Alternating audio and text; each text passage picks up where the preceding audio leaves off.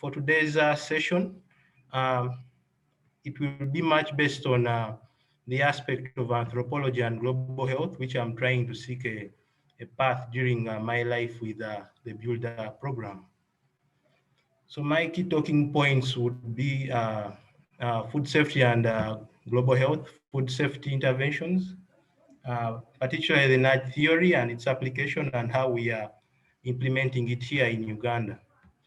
So looking at food safety, it has really emerged as a significant global issue with great public health and international trade implications, as these unsafe foods really pose a greater threat to endangering everyone because we all need food. None of us doesn't uh, live on a hungry stomach to be able to survive.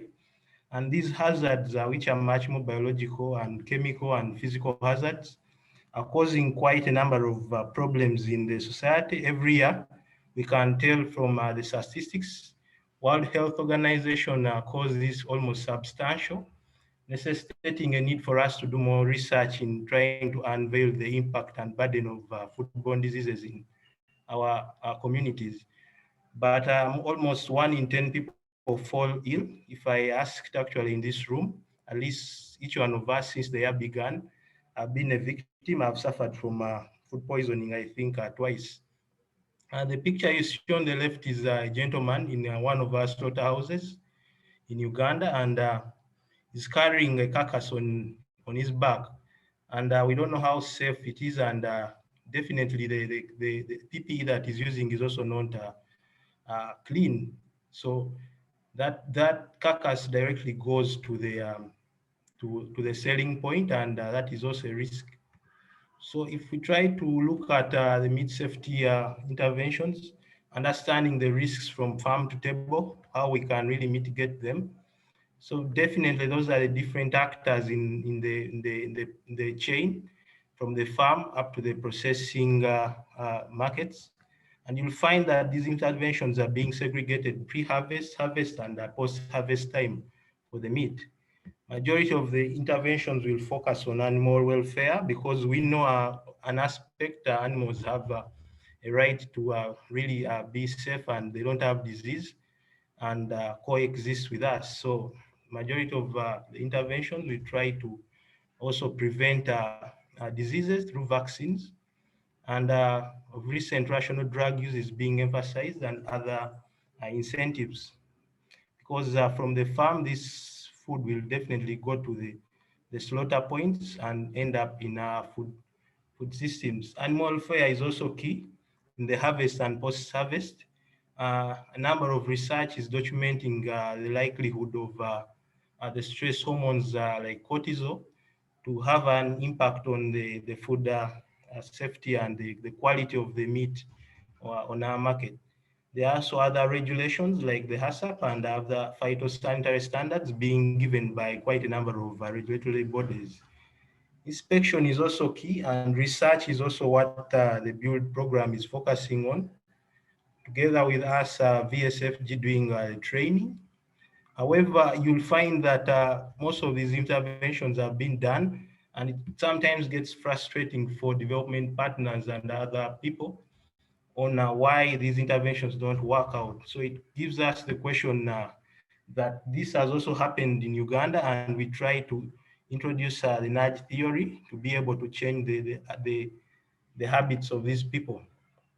It's a new direction in understanding and influencing behavior, made popular in the book that is known as the nudge, Improving these Decisions About Health and Wealth and Happiness by Richard Thaler and Cass Sustain.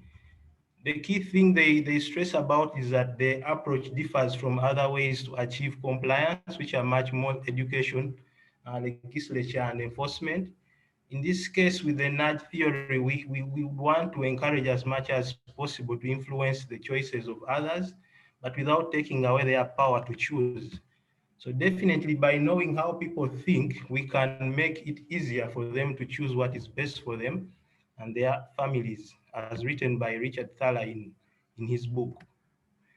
Trying to understand nudges from my previous experience, in 2014, I visited a professor in Japan, and one of the things he used to tell me is that there was poor performance in his students, and he noticed that in the lecture room, most of these students are dozing and they're non-vibrant and they're sad.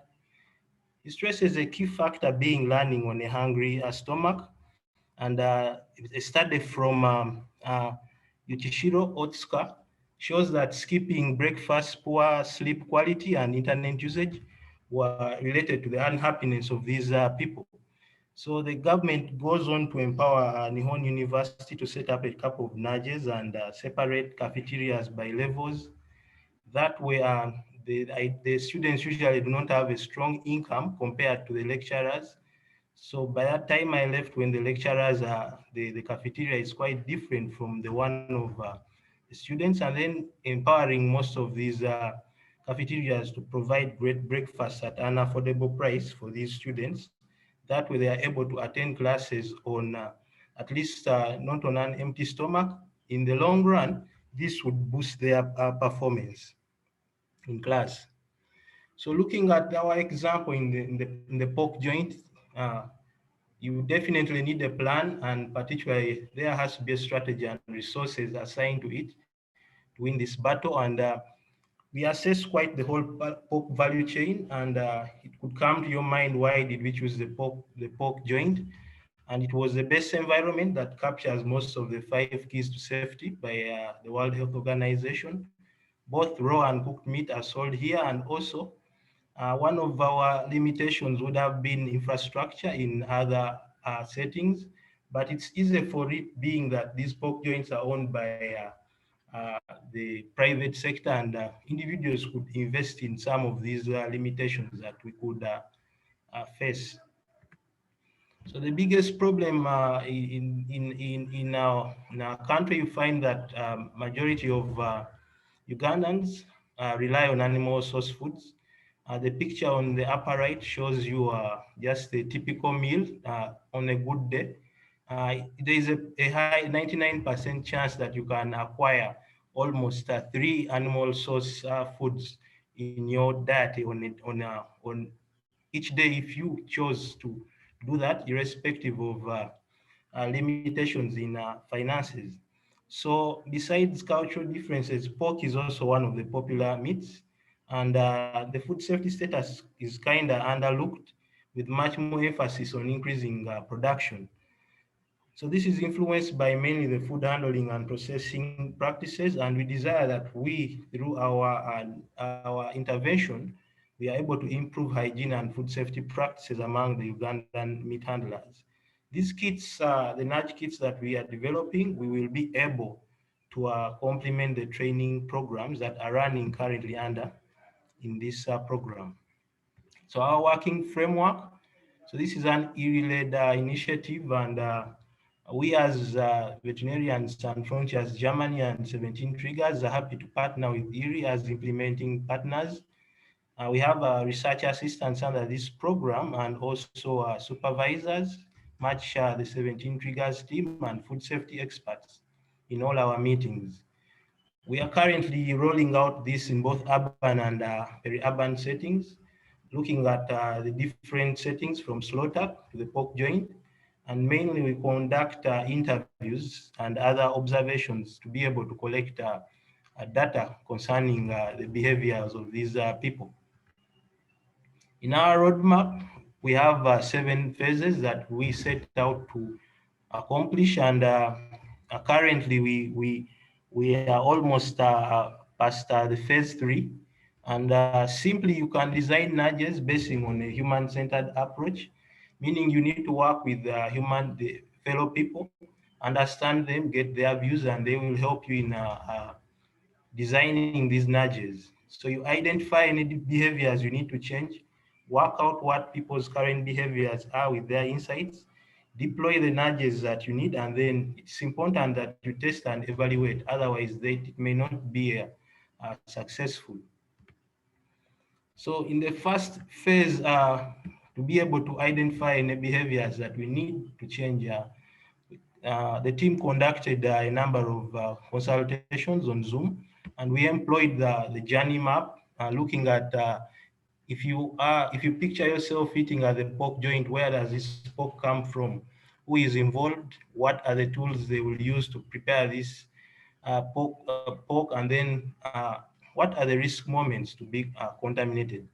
A number of insights we got into the persona, their behaviors, and it's important that we notice the transportation etiquette is not good, hand tools, environmental hygiene, hand washing, pork preparation, adoption of laws and regulations. That's quite a number of missing parts of this equation. So even the results that were being given by a consultancy firm that supported the BUILD programs to establish the situation of veterinary public health at the point of slaughter in Uganda, clearly showed us that there is no formal qualification for those in the meat industry, and the behaviors are really wanting, and it's important that this intervention strengthens this need. So to be able to understand what their current behaviors, we had to go in the field, and we've spoken so far to 51 people in just a time frame of 14 days. And we still employ the journey map to be able to understand what really happens through their course as they do this work. The overall goal is to understand the persona's daily life and reality, and still be able to explore what are the critical moments in their work.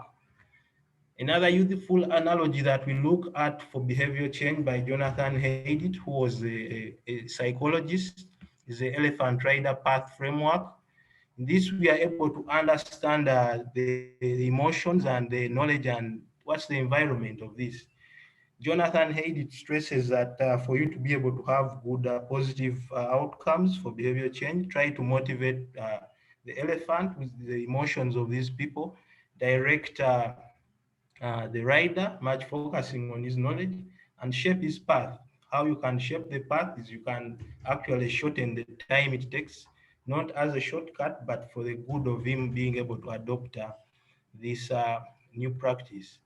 If you look at the picture on the left, we try to understand the attribute on transportation.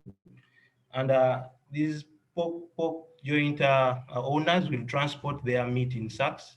And when you ask them why they do that, of course, majority do not know that it's really not as safe. What is most important for them is to minimize costs. And what is still most important for them, it's quite a feasible way to work. So in doing so, we try to understand that, okay, they are not in the wrong. We can't blame them. However, we have to motivate their current emotions and knowledge, direct their knowledge, then be able to remove any barriers in the environment that could be able to affect their work. We found quite a number of risky habits that informed our vision of perfect, and we want these pork joint owners to handle meat, food, and the environment with clean hands and tools.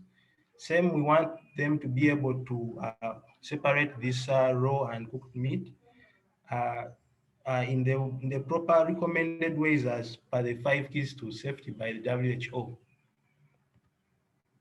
So looking at the nudges, we have behaviors which we've chosen, and one of them is cooking meat thoroughly, regular cleaning, washing utensils, and then hand washing, handling raw and cooked foods, and other shared values. If we can try to unpack the nudge on storing raw and cooked food, so we have 3 nudges that we will test among these people. So and they get the chance to choose what works for them. The first part is using of colored containers, which they can be able to segregate the different foodstuffs they have. For example, the vegetables can go in the yellow, the other items go in green, and then raw food can be in red. And then there are also labels that they can use to demarcate their fridges. Then there are also fridge organizers that they can use to be able to segregate the different foodstuffs. Looking at cooking meat thoroughly, they also have the chance to choose what would be their best item to give them as our nudge. And there's a cooking timer, there's a color range sample. Then there is a meat thermometer. Then there is a rating card that you could give to a client to give feedback. Then the pass the button is more like a reconnaissance between the chef and the waitress to confirm if really this food is ready before they can push it into the clients on the table.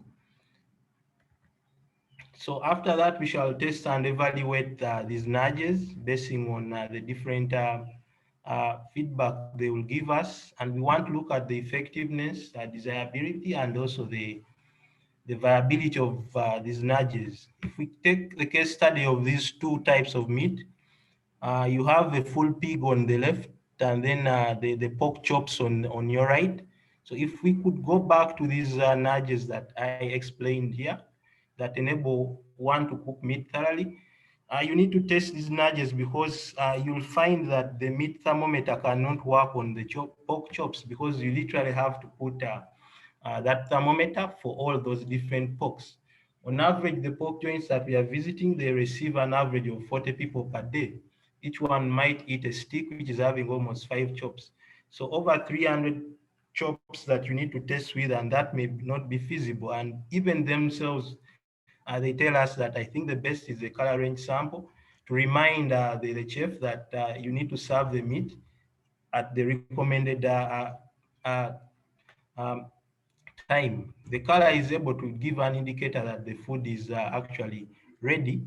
And then also a cooking timer because they are able to know if I put in 1 kilogram of pork, it needs to fry to this time. And within this time frame, it has changed to the color which we need, and usually the food is ready.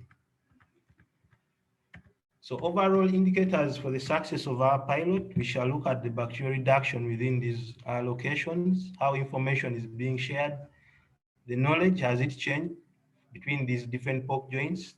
Are they confident now on the new behaviors, and what has changed in the customer trust? So trying to understand nudges from past experience, my take-home message I could give to you is to avoid to use inconsiderate nudges that are only benefiting the nudger and promoting the interests of the nudger. Because the nudge theory was an ethical concept that was designed by academics, much more to improve the society, not for commercial exploitation or government manipulation. So it's better that you always understand the persona, their behaviors to create a nudge that is not forced, and it will not be sustainable for these people in the long run.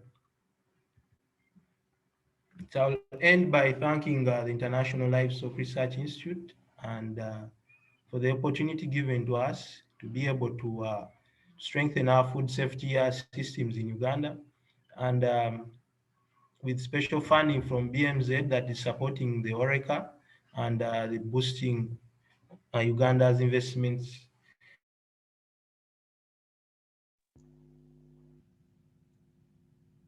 in livestock development program figures that is have been much of our supervisors. Thank you so much for listening. Over to Great. you. Thank you very much, Stephen. What a fascinating presentation. I, for one, have never heard of nudge theory, so I can see how it can be extremely useful in thinking about trying to um, tackle One Health approaches through an applied approach and trying to promote behavior change. So at this stage, my puppy has just woken up and she might try to interfere with things, but I wanted to open up the floor to questions. So perhaps if you can raise your hand if you would like to ask a question of Stephen.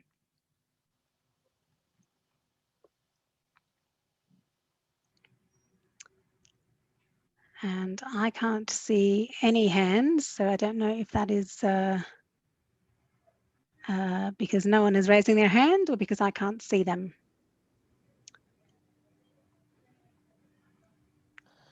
I'm checking, Siobhan. Nobody has Thanks, Emma. raised their hands yet. Okay, so while you're checking that. Let me just quickly ask a question, Stephen. You mentioned the selection of pork joints, and I understand the importance of pork within the Ugandan setting, and that would be very applicable to Kenya as well. But you mentioned specifically pork joints captures most of the 5 keys of safety.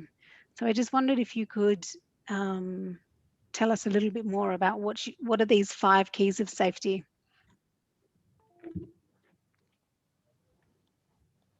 Thank you so much, Amol.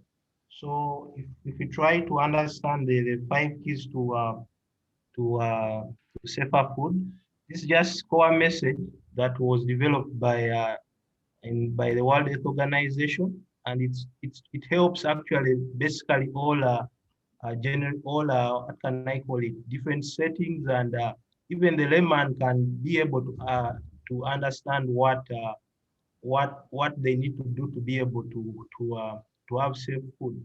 So the first key focuses on keeping clean, and you try to make sure that the source of microbes sometimes comes from cleanness. Then the other focuses on separating raw and cooked food. And then cooking food thoroughly is really important, because if you do not, the microbes will always be there, and they are a biological hazard. Then the other one, the fourth focuses on keeping food at safe temperatures, because we know that uh, temperature is a greater factor in the survival of every living being on Earth. So if they recommend putting the food at quite low temperatures, so that we inhibit the multiplication of microbes. That way we are able to prevent food spoilage cases, and also uh, mm, this food may serve as a hazard if it gets spoiled.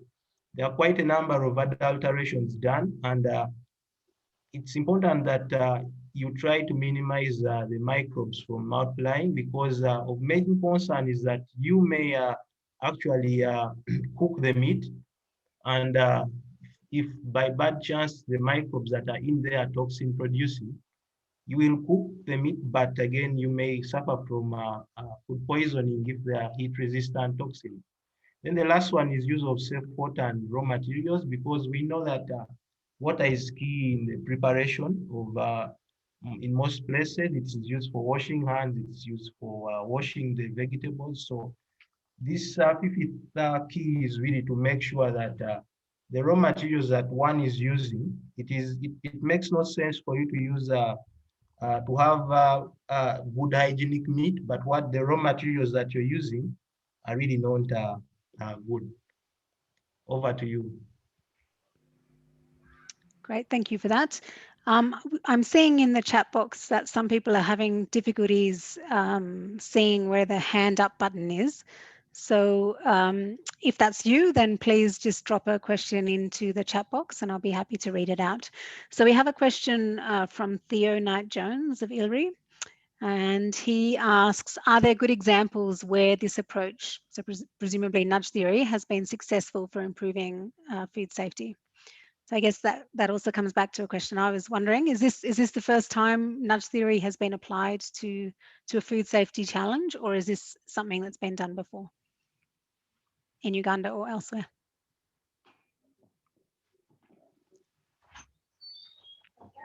You're on mute, Stephen, if you're talking. Oh, sorry. I was saying in Uganda, I cannot give any evidence that really this theory has been used before to change the food safety systems, but it has been used in quite a number of programs outside there. And if I could if I could go online, there was a group still of researchers in ILRI that used this theory to do their work, and they were trying to see, still they are working in the safe under the safe program. They were looking at how effective this theory can work in Vietnam, and the results are quite interesting. You could look through that publication and look and see that the nudge theory was really actually good in trying to change some of those habits. Great, thank you. And Christina Roselle has just added that it's been successfully used in Vietnam, Cambodia, South Africa, and Zambia by 17 triggers. We also had a question from Esther, who had her hand up, but I don't know if she's still got a question. She's taken it down, I think. Yeah. Yes, indeed. I just thought I might as well post my question. But to say, I found the raise hand button at the bottom right. There's you can raise your hand there. My question regards that you also test new utensils, tools to facilitate the good decisions, or to nurture the decisions. I was wondering if you then also evaluate the willingness to pay for new material that people may want to have at their hand in future. Yeah, thank you, Esther. The willingness for them to pay is already there, because when we showed them some of these nudge kits, and the key thing they told us, we didn't know that it can really work actually like this. Some of these things we have on market, and I think it's one biggest motivator is that they really want to. Everyone would like clients, and they would want to be doing the right thing.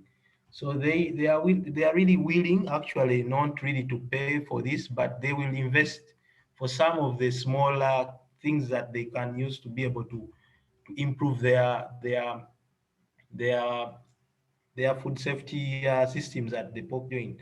But it's really interesting that the key thing that they always stress, that they always just need someone to direct them. You can have a red pen and a black pen and a blue pen in your house, but you don't know what really each pen can do. Someone could help you, direct you, and tell you that you can use the red to mark, you can use the blue to do this. So basically, it's what we are doing with these people and trying to show them that some of these things exist and you can adopt them, and they are really willing to take this up.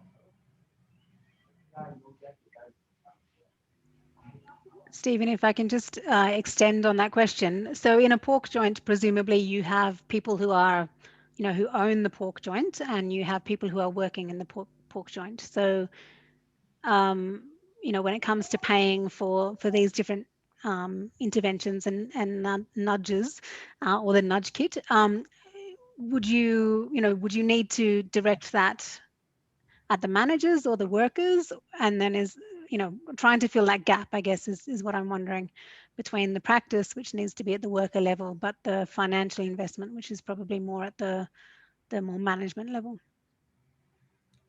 Yeah, the financial investment is at the management level.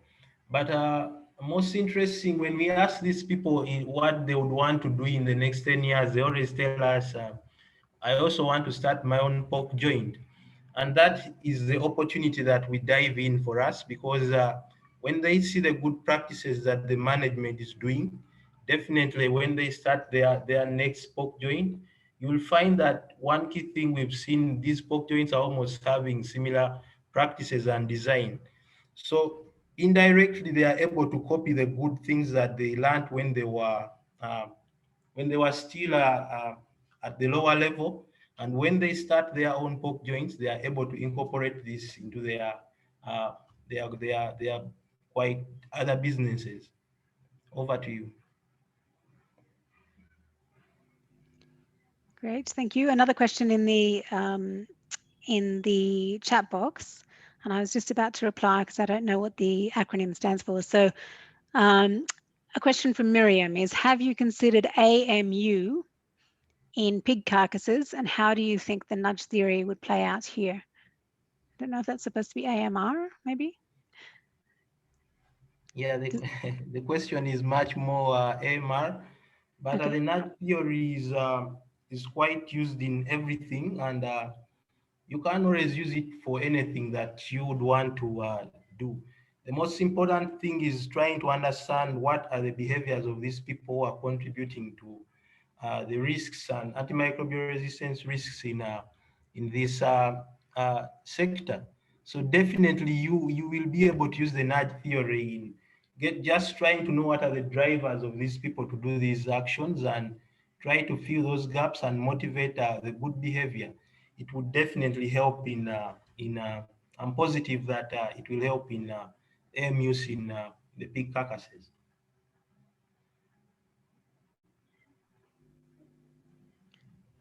Thank you. I think where I find this quite exciting is there's been so much use of CAP surveys in veterinary public health in the last, decade or something like that. We've seen a massive explosion of that, but there's been a disconnect, I think, to take that information and translate it into next steps. So it seems to me that the work that you're proposing here is something that could be quite exciting in this area. So lots of comments in the chat box. I'm just wondering if perhaps people could unmute themselves and ask. So I think we are now at a point where Clovis, perhaps if you're still there, you could unmute yourself and just add your comment verbally. Go ahead, Yes. Clovis. Thank you. Thank you, Mo. Stephen, thank you very much for that enlightening presentation.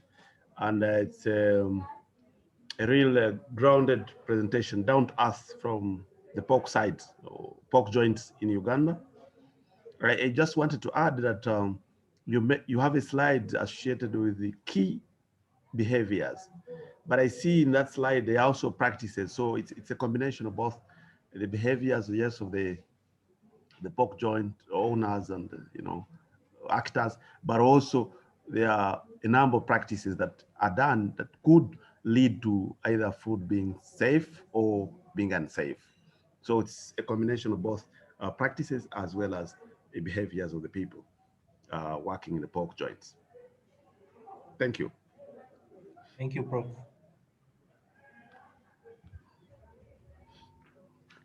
Okay, and an interesting question from Salome. If you want to unmute, you could read it out, Salome. Or...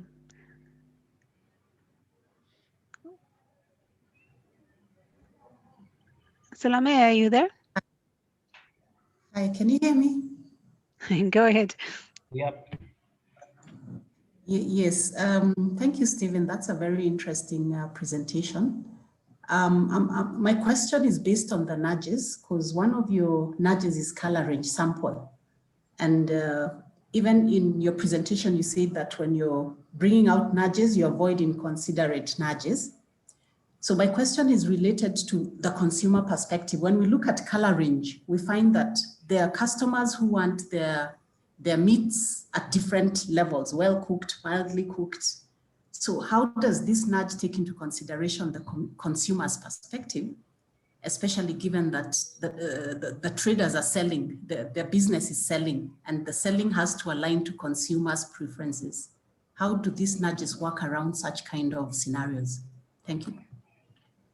Yeah, thank you so much, Salome. You're definitely right about this.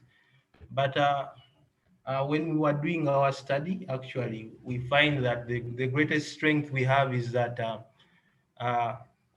when we were testing this nudge, we asked these people, usually your customers, at what color range do you compare?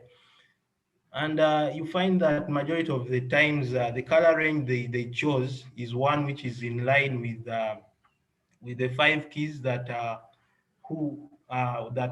different organizations give, and also the World Health Organization stresses on how you could cook this meat thoroughly. So that is an opportunity. However, we do not rule out the fact that there is always that sector of the population that will definitely need to deviate from what they want due to maybe cultural differences and things like that. So we leave the ball to the to the owners of the pork joint. The strength is that you find that majority of those people are willing to use the recommended standard, but they didn't know that actually that is what even is recommended.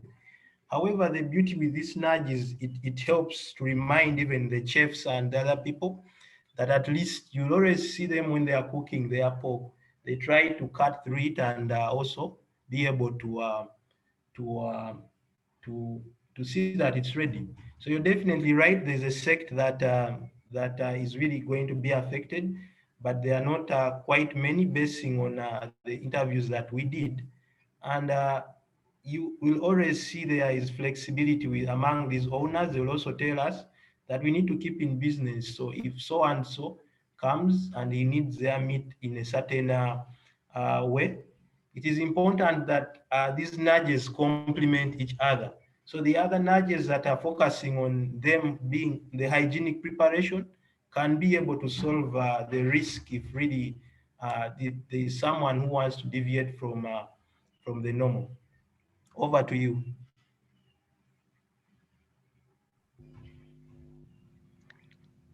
Leon, if you're still there, I think you had your hand up.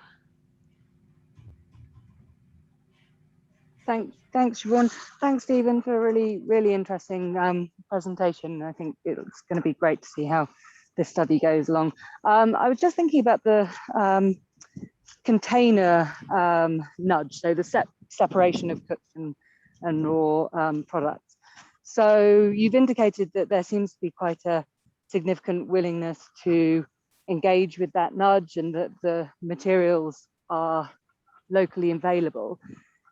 Is there anything else around that intervention that makes it sort of, I think they say frictionless for people to adopt it? So potentially signage to remind people how the sort of separation process works, or any sort of other aspects you found around making sure that people are sort of encouraged and helped to actually utilize that product.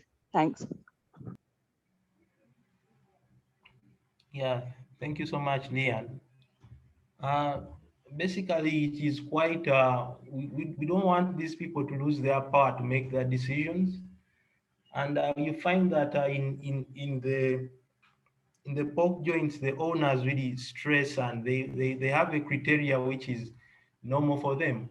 So one of another nudge that we really developed is songs which can remind them of how they need to do these things. And one of the key things, it's eye-opening that through your talk, I am able to pick that it can be a smaller play or a smaller something to remind them that at least put the yellow in, put the vegetables in the yellow containers, or put the raw meat, put the leftovers in the red. So because red means danger, so we could figure it out in a way. And thanks so much for the insights.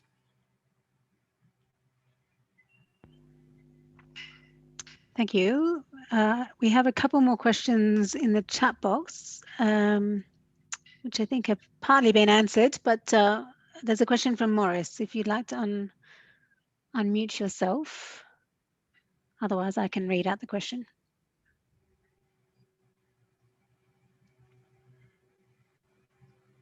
Morris, are you still there?